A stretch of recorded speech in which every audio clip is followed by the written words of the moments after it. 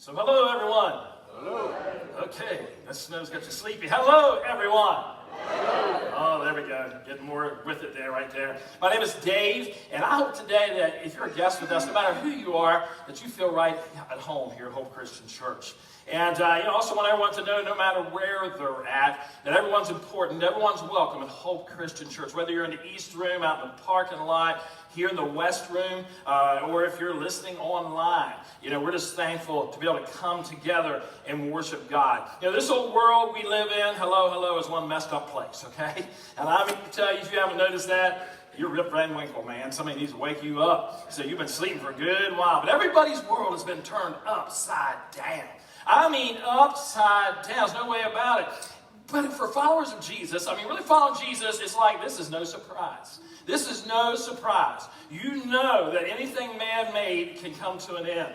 And man, I love this scripture. The Apostle Paul quotes the prophet Isaiah when he says, I will destroy the wisdom of the wise. The intelligence of the intelligent I will frustrate. Man, if that isn't evident today, if you got your eyes open and not listen to CNN and CBS and MSNBC and all those other crazy places, but William Shakespeare wrote, a fool thinks himself to be wise, but a wise man knows himself to be a fool.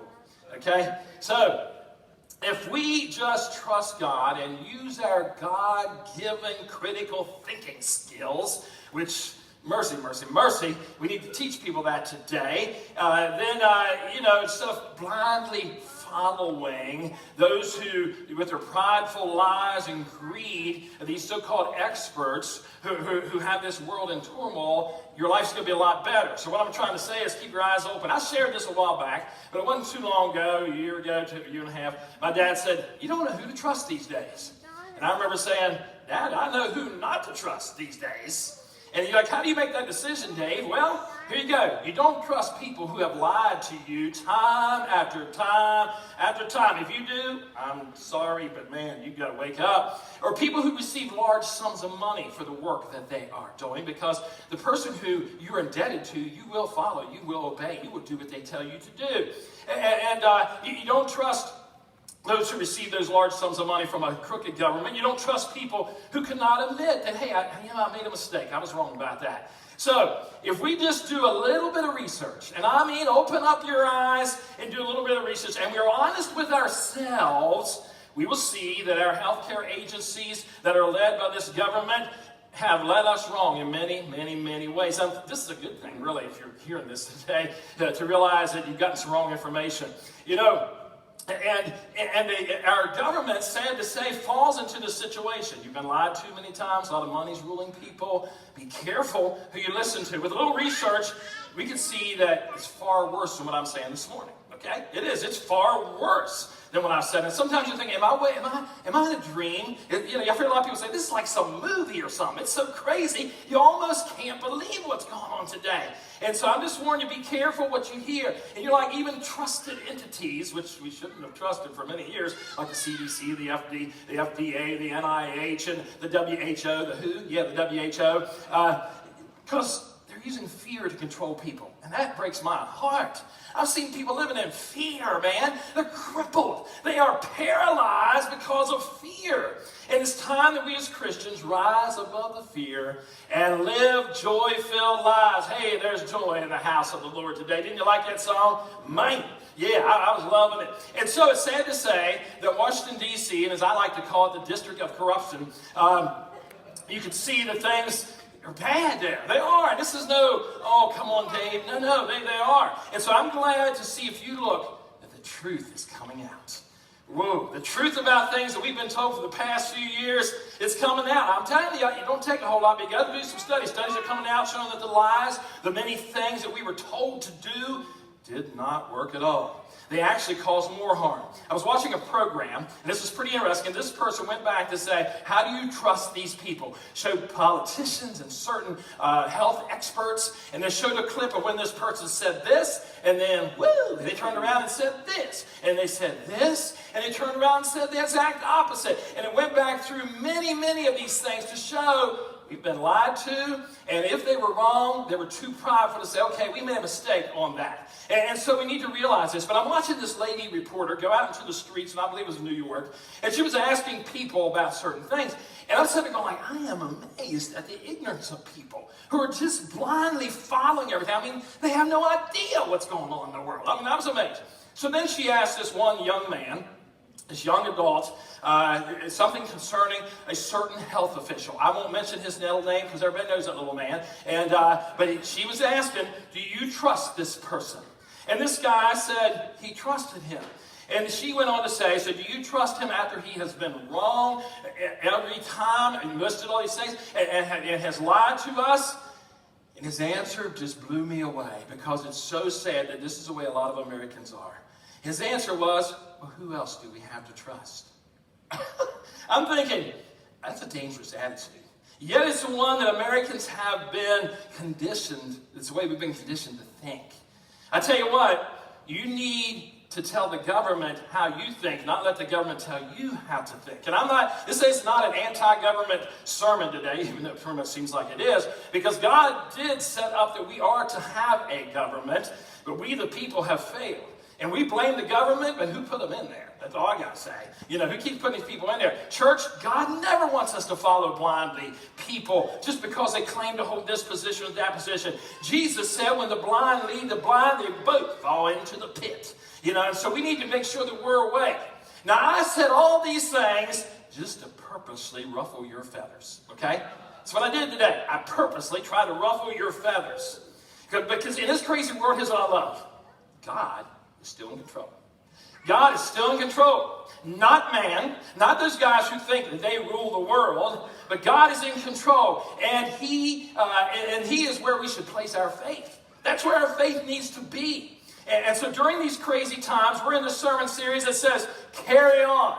Man, some of these old rock songs are more prophetic than, and I didn't say pathetic, I said prophetic, than we realize. Carry on, my wayward son. Last week, we looked and we found that if you're going to carry on through all these crazy times, you better not have your love and your hope in this world. If you love the material thing, and it's hard not to fall in love with the world. Oh, it's tough, but it'll get you all messed up if your love is in this world because the world ain't going to let you down, is what we talked about. So, you know, we need to realize that today we're going to look at another tool to help us carry on through these aggravating, frustrating times. There was an old fly that was flying around in the kitchen one day, and he looks down and sees this piece of bologna on a skillet. And the fly thinks, oh, that looks pretty good. So he flies down on that piece of bologna, and he starts eating. And man, he's eating, and he's eating, and eating. He's having a feast, but then he notices something. It's starting to get a little hot on this piece of bologna. It's warming up in here. So the old fly starts to take off flying. Oh no, he ate too much, he can't fly. What are you going to do? So he gets his way over to the handle, gets up on the handle over there, and rests there for a while, but he's still got too much in him, he can't go anywhere. Next thing you know, it starts getting hot on the handle. He looks like, okay, I can make it to the end, and I can take off flying right here. I'll take a jump, and I'll get my wings going. And he takes a jump, splat, dead on the floor. Moral of the story, never fly off the handle when you're full of bologna. So, today, to help us during these crazy times, get rid of anger. Get rid of anger. Now, I've got a little illustration here I want to show you because all of us have one of these, and I hope this works right. All of us have one of these right here. The question is, how long is yours? How long is your fuse? Yeah, that was quick, wasn't it? My grandchildren, in here, I can't see. Because the boys were helping me experiment with that. That's a homemade fuse. Thank you, one of our safety guys. I said, get up here at the fire extinguisher, just in case. So, how long is your fuse? What's it take to ignite you? Okay? So last night, don't you love the smoke effects too? It's cool. Yeah. But we were out in the garage last night experimenting with this, and so the boys were like, we're going to blow up something. They was all out, all my grandsons was out there. They're like, step back, you know, and had that shop filled with gun smoke. And so, yeah, they're like, we're going to sit out and listen to your sermon today. I was like, no, you boys need to go to children's churches. I ain't going to take a quick second. And but how quick is your fuse? How short is your fuse? Something gets us fired up. We all have that little spark that does it. We all have it. A short fuse doesn't give us time to prepare for safety. I mean, that fuse was quick. Now, I'm going to tell you, they're probably looking at me because I got on YouTube, how do you make a homemade fuse? They're probably thinking, who is this guy? Who do you vote for? Listen to some of his sermons. My goodness. Last week, he said that the good people got the guns in West Virginia. Whew, we're going to put that guy out. So anyway, but here it is. How short a fuse do you have? A lady once came to Billy Sunday, a prominent preacher, and tried to rationalize her angry outburst. She said, there's nothing wrong with losing my temper. She said, I blow up, and then I'm over. Where'd that come from? There's no smoke detectors out here. Some room has one, so pay no attention to that. See what happens when you lose your short fuse? One of the side rooms must have one or something. So, we're going to keep on going. If somebody wants to go ahead and hit silence on it, they can do that. Oh, somebody's already had it. Look at that. Jesus said, peace be still. Fire trucks are pulling up. What's wrong? That preacher's preaching hell, fire, and brimstone. So anyway, Billy Sunday said, when he looked at her and she said to him, there's nothing wrong with me losing my temper. I just blow up and then I get over it. He said, yeah, and so does a shotgun. But look at the damage that leaves behind. And so, as I opened this message, I said I was saying some things just to kind of burr you up a little bit. You either got mad about what I was saying or you got mad at me. One of the two. But anyway, we're going to talk about anger today to help us. And so we're going to be in the book of James. The book of James chapter 1 this morning. James, the brother or half-brother of Jesus. And we're going to be in there this morning. The book in here, I say, cuts us no slack. If you want to read about looking at yourself and seeing how am I with God, read the book of James. Because that thing just goes bam, and it gets all of us, that book of James. So, it's a straightforward book. But before we get looking at the subject of anger, let's go to God in prayer. Father, you are so good, and I thank you for loving us. God, I just ask that you take this message today and you preach it so that we all learn something from your word. That you speak and not me, that your spirit touch our lives. And so, God, we want to carry on in this crazy world. We want to be a light for you. And it's tough. It's hard sometimes because of something like anger. So help us today, God, to look at this subject in Jesus' name. Amen. James 1, 19 and 20. James 1, 19, 20. I'll be reading from the NIV. My dear brothers and sisters, take note of this. Everyone should be quick to listen, slow to speak, and slow to become angry. Because human anger does not produce the righteousness that God desires. So, James kind of starts this section out by telling us what I would say is, hey, listen up. Listen up. In other words, listen up. So do what? Listen up. Yeah. Some translations have something to the effect of, you know this or know this. So he's getting our attention. He's calling attention to something that's of great importance for us.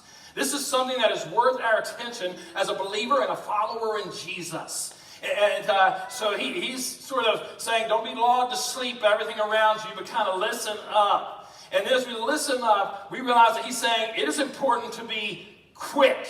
To be quick. What is the word? Quick. Even sound effects with that. I don't know how that came from. But everyone should be quick to listen. Quick to listen.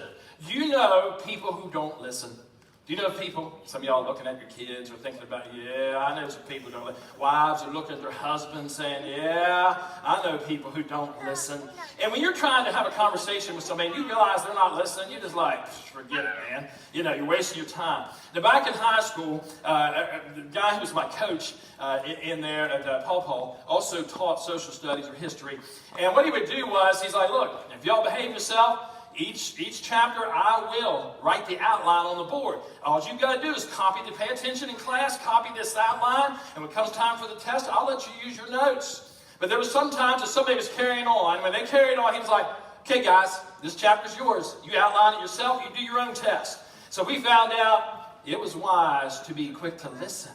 Quick to listen, because I don't know how many times I tried to outline that chapter. I could never get it just right like he could, man. And it was just easier when he was doing it. So, the point is we listen to learn.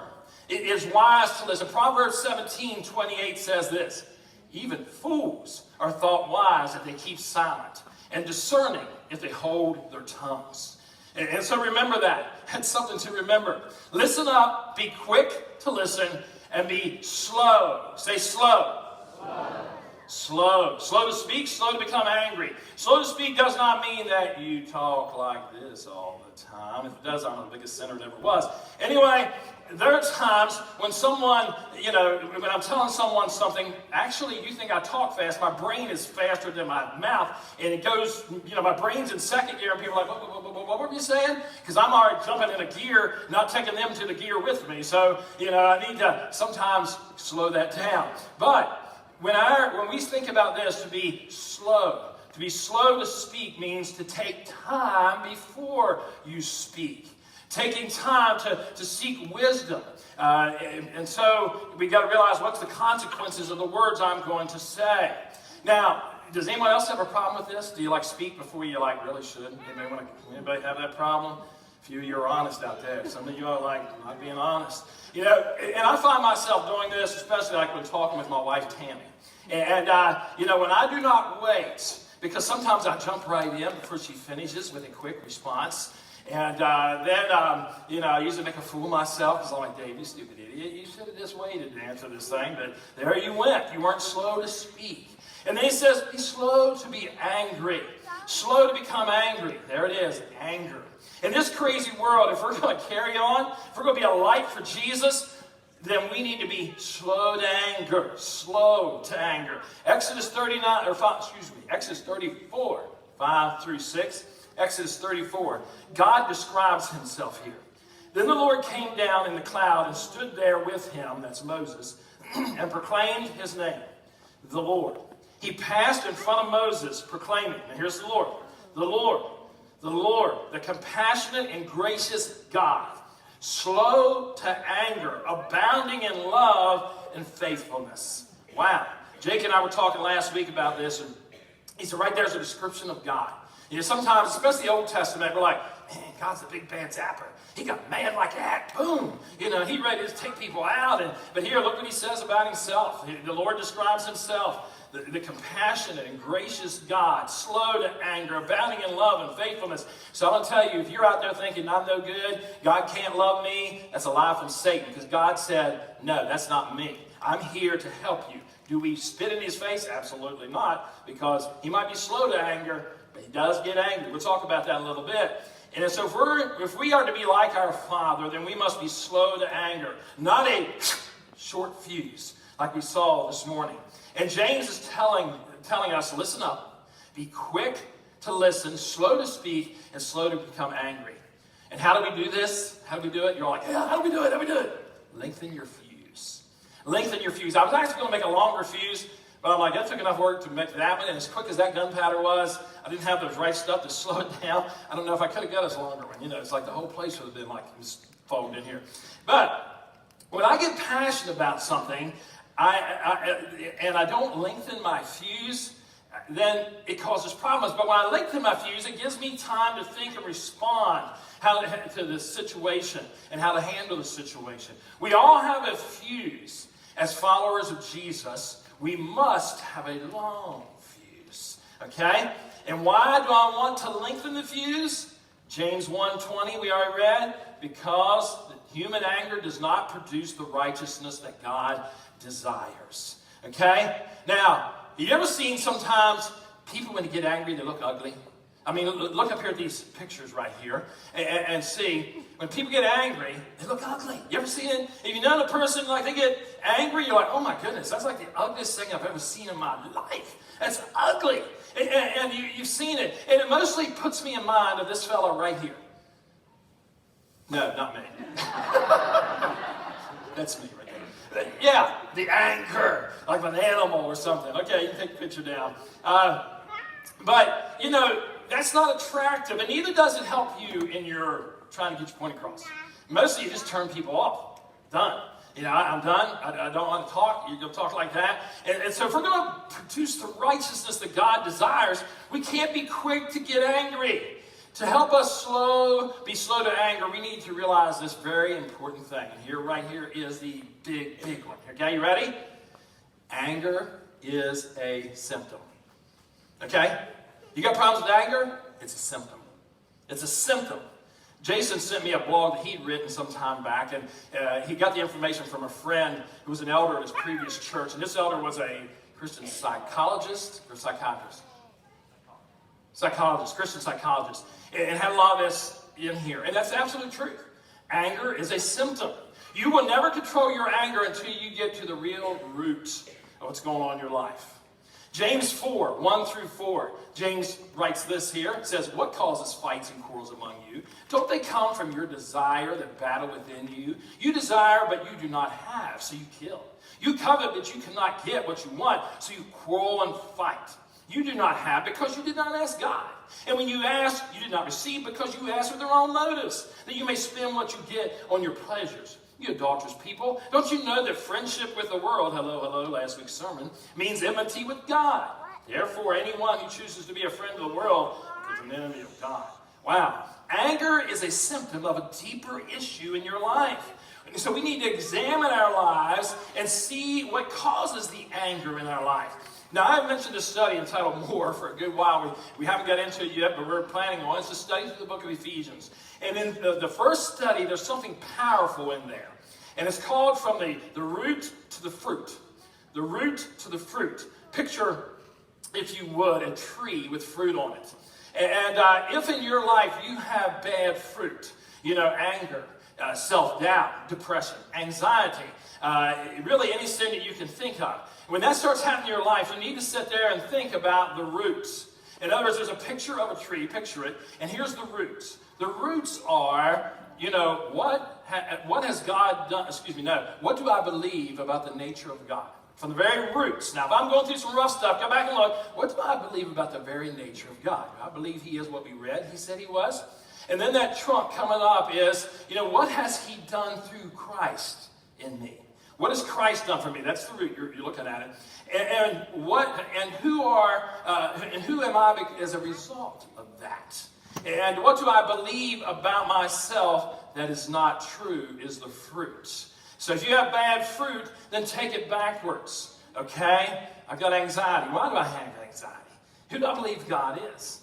What do I believe he's done through Christ for me? And then, what am I believing falsely about myself? Because this is what's producing this bad fruit. And so we do that series. I'm looking to John D'Amigo to draw us a nice tree, big tree with the fruit on it. I think that'll help us in Christian life. Hey, wait a minute, if I'm going through something, what do I believe about my God? What do I believe about what he's done through Jesus for me? What do I believe, how he's changed me? And what false thing am I believing about myself? So, we have some different tools that we can use for anger, and that's true. One of them is the releasing thing. Sometimes you go down by a stream with a lot of rocks and you begin to just release whatever's in you. That helps the tension. We have a friend that we talk to that we can vent to, whom we trust. Not to just spreading everything around. Exercise to burn off the frustration. These are all good. Do not feed your anger. Watch less news. I limit some of that, especially like I'm getting ready to go to bed. I'm not going to watch that clip right there because it's just going to aggravate me. And I need to watch something that you don't have to think about. Just take my mind off of it. Get in the Word of God and allow God to work in your life. And here's a good one. Praise God. Mercy. That is a healer right there. Those are some things that will help us. But ultimately, we need to realize that it is a symptom. What am I angry about? What's going on? What do I not trust God in to help us with this anger through these times? And so in our crazy world, we can have what we call righteous anger. Yes. And it seems that in one place in the book of Ephesians, the apostle writes, be angry. And the next place he says, get rid of anger. You're like, what are you talking about? And we see that God himself gets angry. We refer to that anger as a righteous anger. But remember, it is slow to anger. Slow. And boy, I'm glad God is slow to anger. Let me tell you, when he looks at me, whoosh, yes, I'm glad. And I believe that there are evil things in this world that can bring about a righteous anger. A righteous anger. And I believe that there are evil things that can make us, want to move. But we need to be very careful. In the book of Exodus chapter 2, you will read about Moses, the leader who led God's people out of Pharaoh. And before he was leading God's people, he one day saw an Egyptian beating up or mistreating a fellow Israelite. And he became angry, and he killed that Egyptian, and he buried him in the sand. You see, That might have been a righteous anger because what he saw was totally wrong, but how he handled it, he had that short fuse. He didn't have time to think it out. He allowed his emotion to control him. And he yes, should have done something, but not that. And when we see injustice in our world, we can have a righteous anger. We can. And it should cause us to act in some way. And I would say that when Jesus cleared the temple, he had a righteous anger. He did overturn tables. But was anybody hurt? Not that we know of. He didn't do any of that. So in these crazy times, yes, there's some righteous anger going on. And for me, I get angry when I see leaders who have done nothing but cause people to fear so that they will do what they want them to do. That angers me. Who are you to try to control people and take away a God-given right? Something that God gives. When I see that so-called leader, the Prime Minister of Canada, threaten the people he is supposed to lead and protect, burns me up. I had a preacher friend I was thinking about. He's in Canada, and I almost called him there yesterday. And I noticed he tried to messenger call me, and I missed it. So I'm going to have to call him because we always joke about Red Green. If you've never heard of Red Green, comedy show in Canada, because I'm going to tell you, you need Red Green to take over Trudeau's part and lead those people in the right place. But corruption in high places makes me angry. Oh, I hate those hypocrites in D.C. I use that word carefully. I hate what they do. When they sit there like the camera's on them, this is awful. We've got to demand justice. We've got to do this. And like the camera goes off, oh, we forgot about it. Let's just go about our business. It's like, where's the righteousness there? So, we realize that there is this anger that can build up inside of us. We've got to be careful. We can do something. We got to do it right. Kind of like the prosecuting attorney called Sandy Whitaker to the stand as a witness. And so the prosecuting attorney opens up by saying, Mrs. Whitaker, do you know me? She said, oh, yes, I know you. I've known you since you were a child. And I must say, I'm pretty much disappointed in you, how you've turned out as a young man.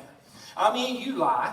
You will cheat and turn your backs on crimes because some people might give you some money. So I know who you are. I've known you for years. And so he was kind of taken back. He's like, oh, okay. Mrs. Whitaker, do you know the defense attorney over there? Yes, I have known him all my life. And he, too, has disappointed me. Very much so. He is a liar. He lies to get criminals off. And is disgusting. And he cheats on his wife with his young secretaries. And it's just terrible. And they both kind of stood there. And the judge calls the lawyers up to the table and says, guys, I'm going to tell you something.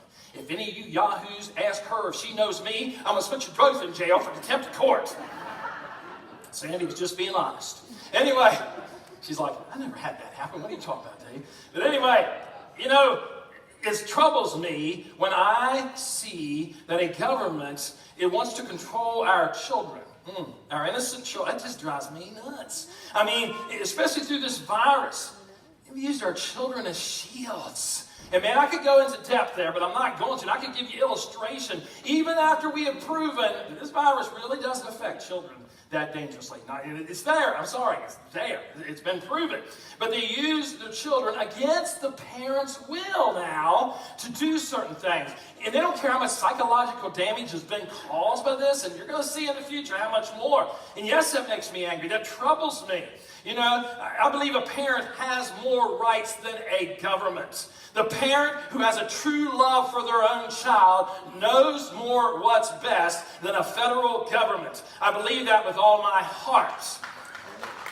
And I believe that God gives the responsibility to the parent to raise that child. To the parents. So yes, it kind of stirs up a righteous anger in this grandpa right here. When I see what has been done, I'm not blind. You can see it. You can see it. And so, how do we handle this righteous anger? Well, the Apostle Paul in Ephesians 26 says, be angry, Ephesians 4:26. Be angry and sin not. And in your anger, do not sin. When we are angry, we could very easily give Satan a foothold. And you know what I'm talking about. You've been there. You say things you shouldn't say. You act in ways you shouldn't act. So be careful, because in your anger, and it's an emotion that God's given us, we just need to learn to control it. It gives an opportunity for Satan to work. So be very careful. In your anger, be very careful. Righteous anger should move us to action. But we must be slow to be angry so we can take time to think of the appropriate actions that we should do. It doesn't mean that Christians always walk around going, okay, that's what they say. Yeah, that's right. It doesn't mean that. You don't see that. If the apostles did that, we probably wouldn't be here today. Okay, that's what I'm saying. We wouldn't have been here today if the apostles would have acted that way. So I want to look at another verse here to make us think about this anger. James 1:21. James 1:21. Therefore get rid of all moral filth and the evil that is so prevalent, and humbly accept the word planted in you, which can save you. Now, I want to focus on one word. It's an adverb. You're like, whoa, Dave knows that? He looked it up. Anyway, starts with the letter H. Here we go. Therefore, get rid of all moral filth and the evil that is so prevalent, and humbly accept the word planted in you, which can save you. That word is humbly. Humbleness is a quality of a disciple of Christ. You know, we don't need to boast ourselves. We don't need to think, oh, it's all about me. If we're going to carry on and be like Jesus, and even in our anger, we need to be humble. Humble. That's very hard for us in this world many times, to be humble, to realize without Jesus, I'm nothing. But Jesus is the one who's done any good in me. Without him, I am nothing, nothing, nothing. And if we're going to survive, and yet better yet, strive in this world, we must lengthen our fuse. We got to. We're going to have to. And we cannot allow anger to have the rule in our hearts.